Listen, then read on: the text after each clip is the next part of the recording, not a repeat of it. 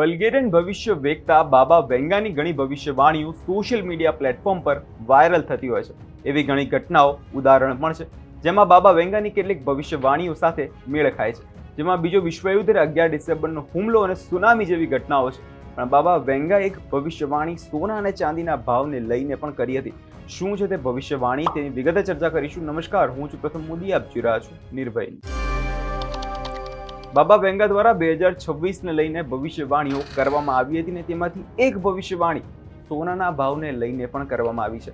બાબા વેંગા દ્વારા સોનાના ભાવને લઈ કરવામાં આવેલી ભવિષ્યવાણીમાં લોકોનો રસ છે જે ખૂબ જ વધ્યો છે, કારણ કે સોના અને ચાંદીના ભાવ સમયની સાથે વધી રહ્યા છે. સોનાના ભાવ વિશે બાબા વેંગાની ભવિષ્યવાણીમાં લોકો અત્યારે ખૂબ જ રસ લઈ રહ્યા છે, જેને લઈ ઘણા સોશિયલ મીડિયા પ્લેટફોર્મ પર ચર્ચાઓ પણ થઈ રહી છે. બાબા વેંગાની ભવિષ્યવાણી કહેતા પહેલા તમને આજના સોના અને ચાંદીના ભાવની વાત કરીએ તો શુક્રવારે સોના ચાંદીનો ભાવ પ્રતિ 10 ગ્રામ 1,59,000 પહોંચ્યો છે અને ત્યારે ચાંદીનો ભાવ અત્યારે પ્રતિ કિલોગ્રામ 3.36 લાખ ઓલ ટાઈમ હાઈના સ્તરે જે પહોંચી ગઈ છે. સ્થાનિક અને આંતરિક બજારોમાં કિંમતી ધાતુઓના બદલાતા સમીકરણો વચ્ચે ચાંદીના ભાવમાં આક્રમક તેજી જોવા મળી રહી છે, જેના કારણે 22 જાન્યુઆરી સવારે ભારતમાં પ્રતિ કિલોગ્રામ ચાંદીનો ભાવ 3.30 લાખની સપાટીએ પહોંચી ગયો છે અને વિદેશી બજારોમાં પણ ચાંદીનો ભાવ અત્યારે વધીને 94.91 પ્રતિ ઓસ થતી સ્થિતિ ભારત બજારો પર જોવા મળી રહી છે. આજે 1 કિલો ચાંદીનો ભાવ 3.36 લાખ પહોંચી ગયો છે. તે દર્શાવે છે ચાંદીની ખરીદી સામાન્ય નાગરિકોથી દૂર થઈ રહી છે. હવે વાત કરીએ બાબા વેંગાની ભવિષ્યવાણીની. સચોટ ભવિષ્યવાણી કરવાની ક્ષમતા માટે તે ખૂબ જ પ્રખ્યાત છે બાબા વેંગા.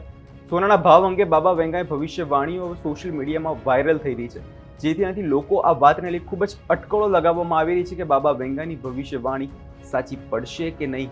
બાબા વેંગાએ ઘણી ભવિષ્યવાણીઓ કરી, જેમાંથી કેટલીક હાલના સમયમાં જે છે સાચી પડી રહી છે.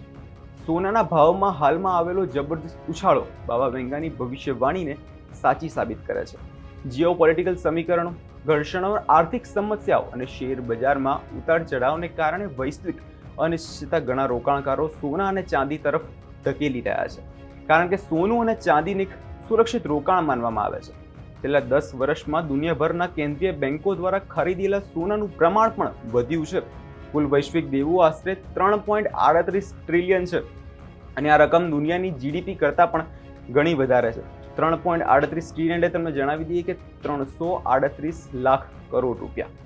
વૈશ્વિક દેવામાં થયેલા વધારાને એવી આશંકા વ્યક્ત કરવામાં આવી હતી અને તે ભવિષ્યવાણીમાં પછી કે કેટલાક બજારોમાં એક મોટા પરપોટો જે છે બની રહ્યો છે. જો તે ફાટ્યો તો નાણાકીય સંકટ જે છે દુનિયાભરમાં આવી શકે છે. રોકાણકારો સોનાને ઓછા જોખમ અને સુરક્ષિત રોકાણ માને છે.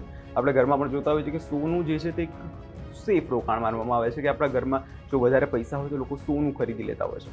સોનાના ભાવમાં સતત વધારાથી હવે ઘણા લોકોને ચિંતા પણ વધી રહી છે કે બાબા વેંગાની ભવિષ્યવાણી જોઈને તો મોટા ભાગના લોકો એવો અંદાજ નથી લગાવી રહ્યા ને કે ઐતિહાસિક ભાવના આધારે સોનાના ભાવમાં ફરી એક વખત વધારો જોવા મળશે કે નહીં, તે અત્યારે એક સવાલ જોવા મળી રહ્યો છે.